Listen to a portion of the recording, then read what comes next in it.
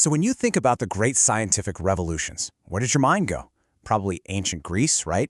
Or maybe the European Renaissance. But what if I told you the real story starts way, way earlier? What if one of the biggest powerhouses of science and technology was actually in ancient South Asia, and that it laid the groundwork for the very world we live in today? Well, that's what we're going to dive into, uncovering some of those incredible and often overlooked foundations. All right, let's kick things off with a question for you.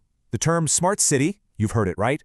It sounds super futuristic, all about AI and high-tech grids, but what if the original blueprint for this idea was actually created over 5,000 years ago? Seriously, what did the world's first truly planned, truly smart cities even look like?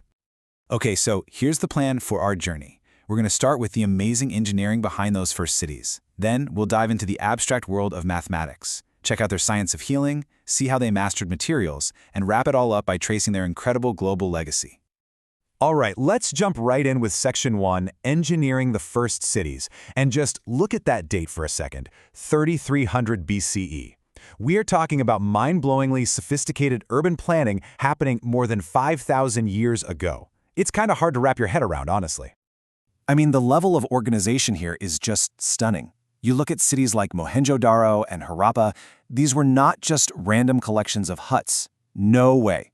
They were meticulously planned out with these super precise grid patterns. They even had standardized bricks and measurements. Think about that. It's a clear sign they had a real scientific approach to building. But where they really blew everyone away was with their water management. We're talking advanced reservoirs and, get this, sophisticated covered drainage systems. And to put that into perspective for you, the kind of urban sanitation these covered drains provided, well, major European capitals like London and Paris wouldn't see anything like it for thousands of years. It is an absolutely staggering achievement. Okay, so we've seen the incredible physical engineering. Now let's shift gears and look at the abstract ideas that powered all this science. It's time to crack the cosmic code using the tools of math and astronomy. Just try to imagine the sheer audacity of this statement back in 500 CE. At a time when most of the world was absolutely convinced that the sun and stars revolved around the Earth, this mathematician, Aryabhata, comes along and proposes that, no, our planet is the one doing the spinning. This wasn't some myth or a story, it was a bold scientific claim, and it was based on careful observation and calculation. So what gave them the power to make these kinds of advanced calculations? Well, it was one of the single most important inventions in all of human history, the concept of zero. Seriously, before zero, math was an absolute nightmare. Just try to imagine doing long division with Roman numerals. It's practically impossible. The invention of zero as a simple placeholder completely changed the game and created a revolutionary, super efficient new way of doing math. And this led directly to what we call the place value decimal system. It sounds complicated, but it's an idea you use every single day. It's the simple concept that in a number like, say, 220, the first 2 means 200, and the second 2 means 20. They have different values based on their position. Right? It seems so obvious to us now, but this idea, made possible by zero, is what completely revolutionized all of mathematics and science.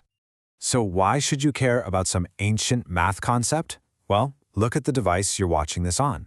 Every single computer, every smartphone, every piece of digital tech we have is built on a binary system, a language of ones and, well, zeros.